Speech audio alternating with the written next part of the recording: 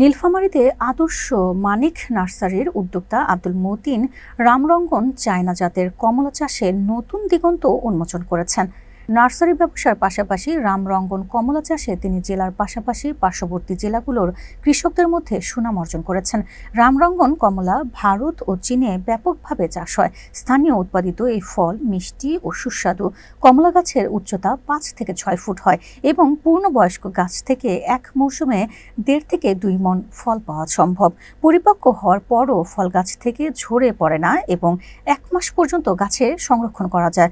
আদর্শ মানিক নার্সারির সদর উপজেলার কচুকাটা উচ্চ বিদ্যালয়ের পাশে 50 বিঘা জমিতে 800 এর বেশি চারা উৎপাদন করেছে, যা শতাধিক মানুষের কর্মসংস্থানের সুযোগ তৈরি করেছে।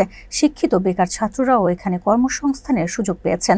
নার্সারি দেশের বিভিন্ন জেলায় অনলাইনের মাধ্যমে চারা পৌঁছে দিচ্ছে। নীলফামারীর সদর উপজেলার কৃষি কর্মকর্তা ডক্টর আতিক আহমেদ জানান, এ অঞ্চলের মাটিতে অ্যাসিডের পরিমাণ বেশি হয় বিদেশি ফলের চাষে ভালো ফলন আসে। বাজারে চাহিদা বৃদ্ধির কারণে কৃষি বিভাগ থেকে সহযোগিতার আশ্বাস দেওয়া হয়েছে। নীলফামারীর মাটিটি হালকা অম্লীয় হওয়াতে এখানে লেবু জাতীয় ফসল যেগুলো মালটা বাগান, কমলা বাগান, আমরা এগুলোতে সম্ভাবনা দেখছি এবং অনেক সময় ভালো ফলাফল পাচ্ছি।